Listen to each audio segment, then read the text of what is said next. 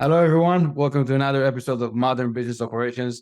Today, I have the pleasure of hosting Amanda, the founder and chief Wonder Officer at Wonder Services. Amanda, nice to meet you. Nice to meet you too. It's a great thing to be here together today to talk a little bit about procurement and operations and where we have been and maybe where we're going. So thank you for Yeah, having me. no, I'm excited. Well, I guess maybe simplest way to start. Yeah. Tell us a little bit about you, about Wonder Services, Yeah. about the wonderful Chief Wonder Officer title. Okay. All right. So I was a practitioner for 16 years in procurement. So I started in corporate America and I had the lovely opportunity of working on large scale transformational change over my career. So it started really with 3 SAP deployments. And then I went on to all kinds of different procure tech implementations, insourcing, outsourcing, merger and acquisitions, new property openings. So anything that was going on in procurement, there really wasn't the day-to-day contract negotiations or sourcing activity I was usually involved in. And 4.5 years ago now, a little over 4.5 years ago, I decided to go to the dark side and start my own company, which is Wonder Services. And it was really with the focus of helping as many companies as I could, as many leaders in procurement as I could, to be successful in their digital transformations. So while Wonder Services doesn't really focus on the technical aspects of that implementation, we focus on everything else on the functional side. So project management, change management, process improvement work. And we've been doing that successfully now for the last 4.5 years and having a blast doing it. Chief Wonder Officer, just so you know, I'm always curious. Like I'm always wondering about how could we do this better? Or is there a technology that could help us? Or do we need to be thinking about this kind of outside of the box instead of what we know as our current perspective, if you will? And so when I started my own company, I was like, I can make up whatever title I want. And so Chief Wonder Officer it was.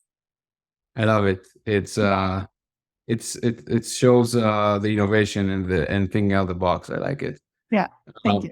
You know, maybe an obvious place to to think through 4 years, quite the 4 years you chose I with know. with process and figuring things out like how like I could say like, oh, what changed in the last decade? It's like what changed in the last week almost. Yeah. Like Yeah. sometimes what are you saying, like what is your biggest takeaways, I guess, when you think through some of the changes in the last couple of years? Supply Okay. chain is crazy. Yeah. It's a lot. Yeah. So when I left corporate, I left like what I would call my dream job. I was working for my mentor. I built a brand new team. Like I was having a blast. And working at MGM resorts, like you buy everything from, I don't know, bulletproof vests for canine units all the way through high-end wine. So it was just a crazy environment to work in. But I always told myself when I started my new, like, oh, I'm going to be an entrepreneur. Either I'm going to be successful, or if I'm not, I'm going to go back to corporate. Like that was, but COVID was never in that mix. Supply chain disruptions were never even a thought in my mind of like what we were going to run into as an organization. But here's the thing that I always think about in procurement. Like I started in procurement now almost 20.5 years ago.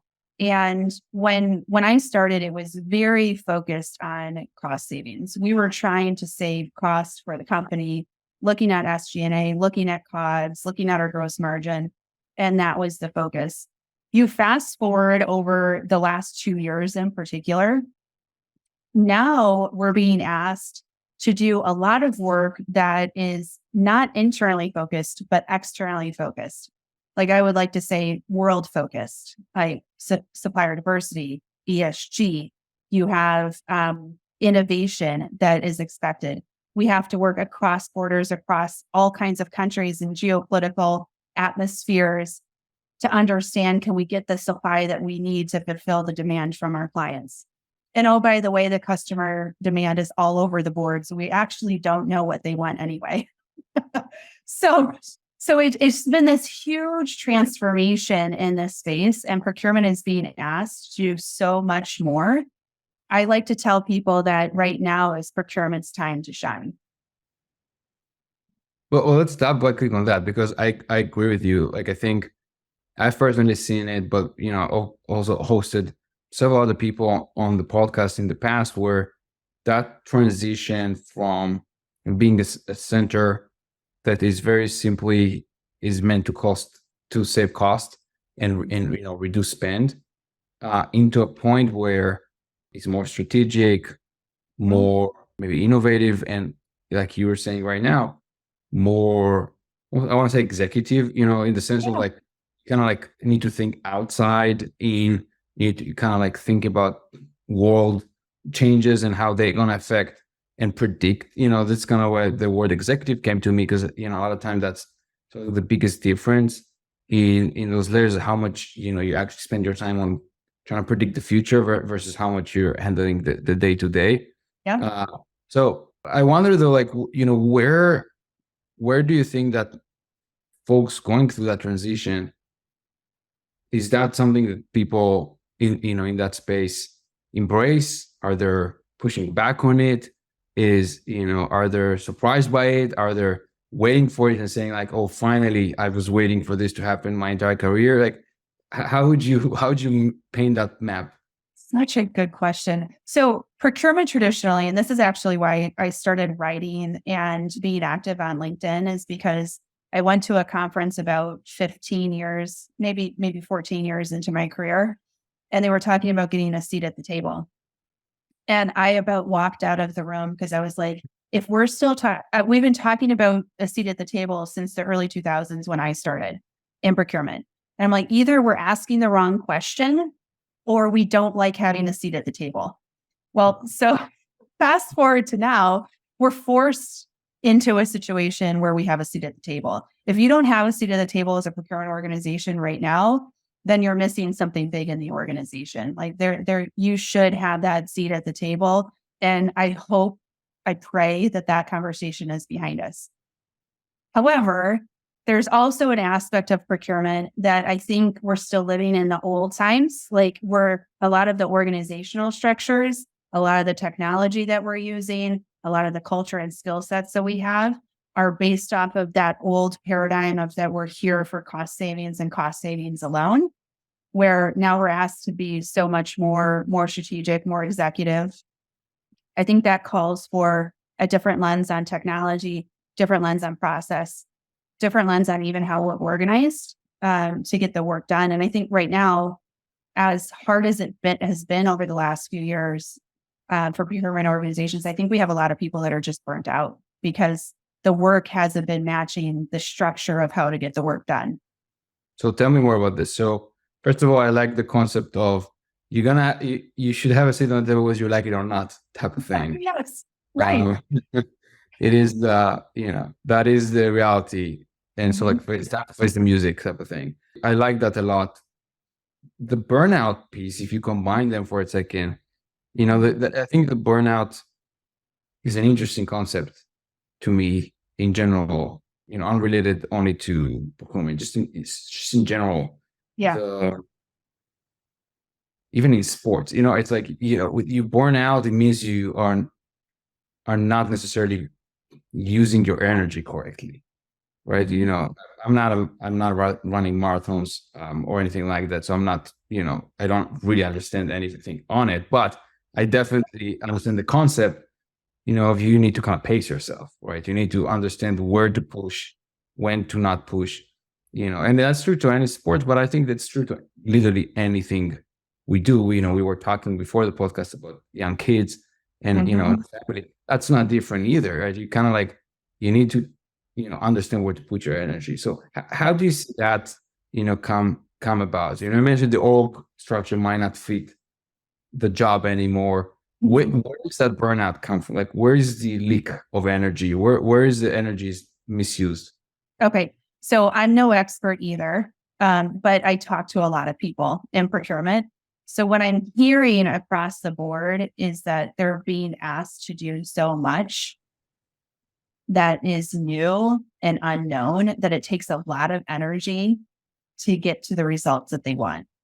So when I think about like a lot of the work that we do is process improvement and change management work, And when you see somebody who's struggling and overwhelmed in their job, it's usually a mismatch between what they know and what is familiar and what they're being asked to do. And if you do that over and over and over again, you expend a lot of energy, which results into burnout at the end of the day. So that's what I'm hearing from these conversations, particularly a lot of women in procurement, because that's a lot of my network.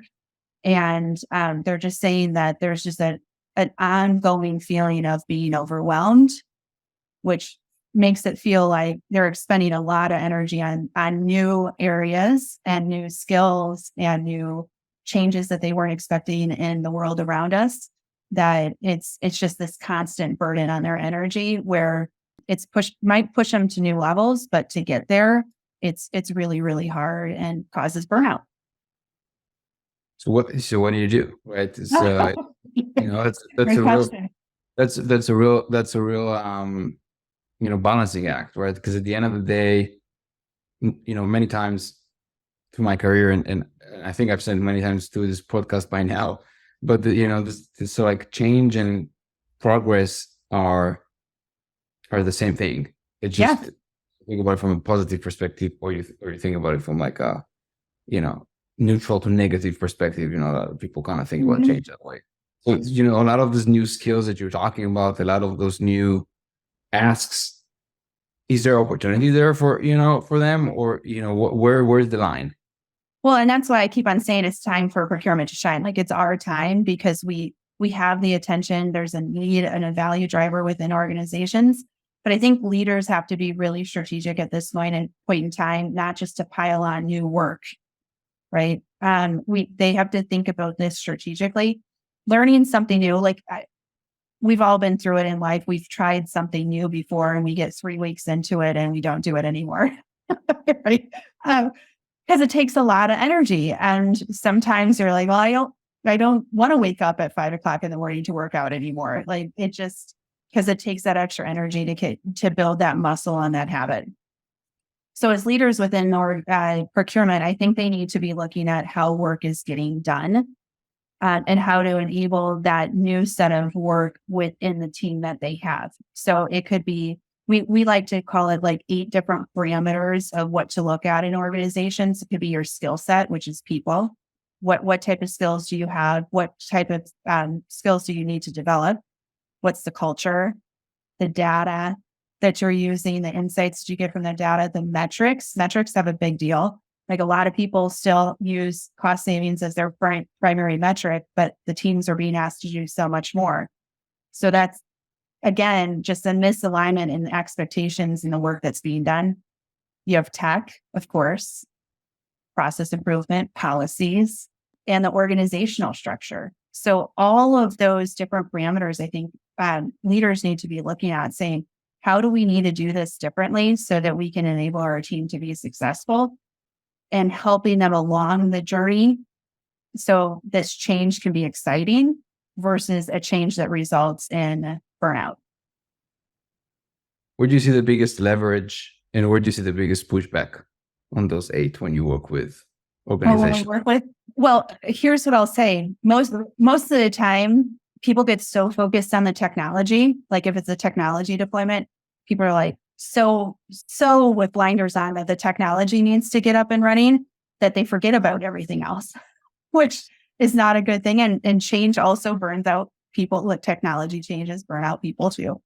So what I will say, though, the most often overlooked aspects of that change are culture and the data and the metrics. For some reason, like people, I think there was I don't know if it was a consulting firm that came up with this, but there was just like for the last 15 years, it was people, process, technology when it comes to change. But you forget, like you're living in a current culture. Like you have to understand that you have data insights that you need to get your arms around, and you have metrics that are incentivizing people. So all of that has to come together to create a true change within the organization. Sometimes I feel like the technology, and I'm speaking as a technologist, right? Yeah, true. Technology is can both be the cure, but can also be, the thing that actually takes you over the edge. Because so many people, and you see it in personal life too, obviously, but Yeah. especially in enterprises and in situations like you say, where you feel like you need to make it, you need to make a leap quickly. Yeah. And it's almost like the easiest thing is just slap some logo on it, Well, the silver bullet that's going to help you. Yes. Exactly. And then you spend all this money, you spend all this time, and then guess what? Nothing happens. And then it causes even worse now, because now what happened? The organization gets PTSD from that case, and then they get slower to actually embrace the technology that will help them. So it's just like this weird cycle. And I do think you're right. I think you said something that I think is actually quite fundamental, which when you think about the people process system, sort of diagram, I don't think it's wrong. I just think I think there's multiple levels or layers or angles you can look at it.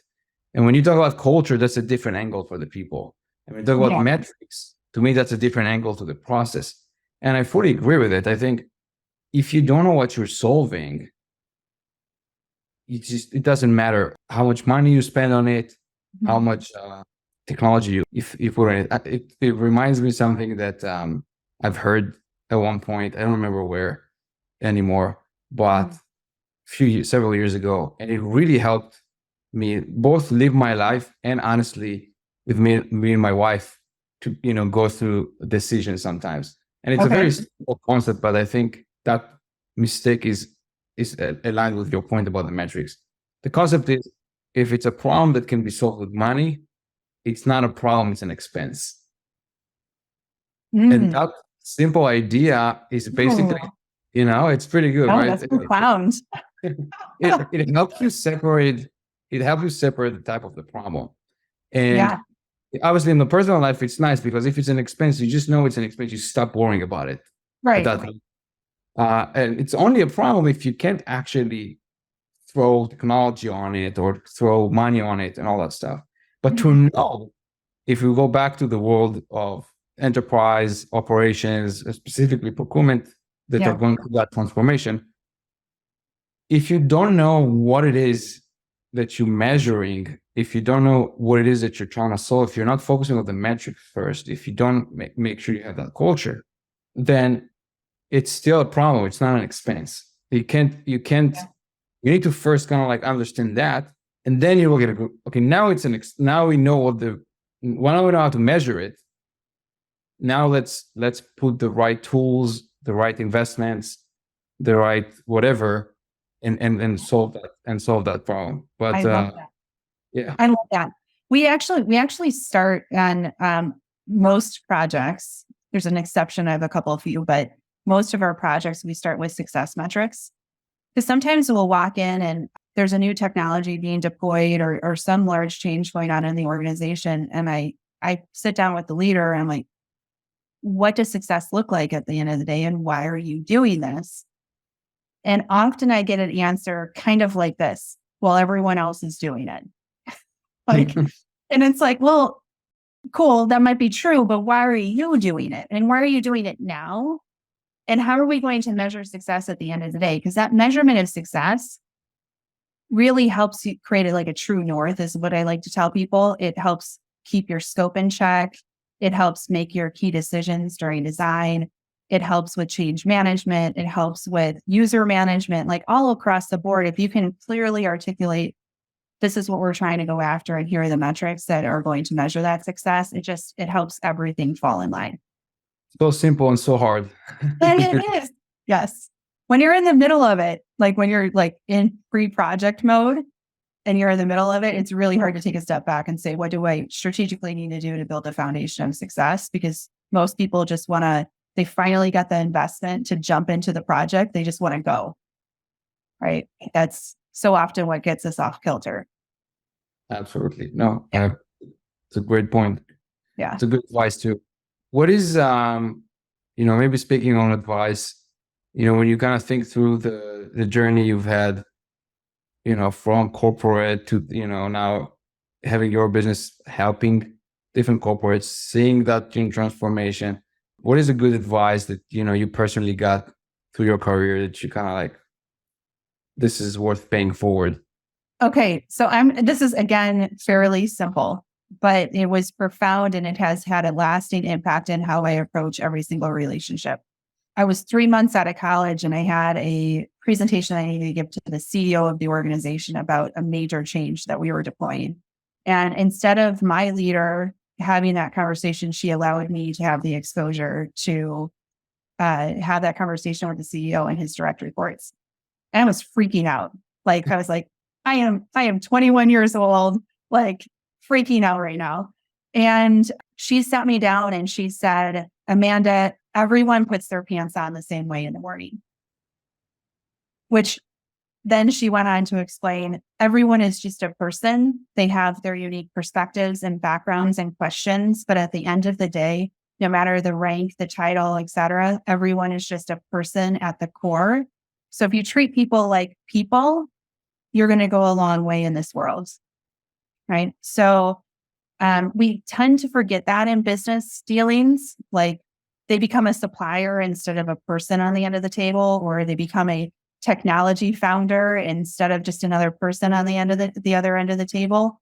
And particularly in procurement, that can cause adversarial relationships. But if you just understand that that's another person and treat them like a person and build a relationship, you can get so much further. I mean, very true. Very, very true. Very true. I would add one tiny thing about it. That all wear the same pants, the pants the same way, and all, just trying to get their job done or get, their, Do the and best that you can. Yeah. exactly. And I think it's so much easier to understand. It's so much easier to create empathy too, if you're just realizing, well, wait a second, what is that person is trying to achieve? Like if I, was trying to do their job, what would I do? You realize most of the time it's actually pretty easy to predict. Yes. It's pretty logical, and I think it's a great advice. Thank you. Thank Thank you. you for that. This was a blast. If people want to continue, well, work with you or just geek out on those topics, where can we find you? Is that Twitter or now X? I need to get used to that. Or LinkedIn, or where? Yeah. So people can find me mostly on LinkedIn. Just look up my name. I'm one of the only Amanda Prochaskas out there. And I'm recently on X, but I'm not posting quite a bit yet. I'm trying to figure out what that whole community is like and research it a little bit before I'm really active out there. So LinkedIn is the place to find me. They can look up more information about my company at wonderservices.net, and a lot of great information out there, blogs, et cetera, about the topics that we talked about today. Wonderful. Well, thank you so much, Amanda. That's been great and great advice. And thank you for doing this. Yeah, you're welcome. Thanks for inviting me. Absolutely.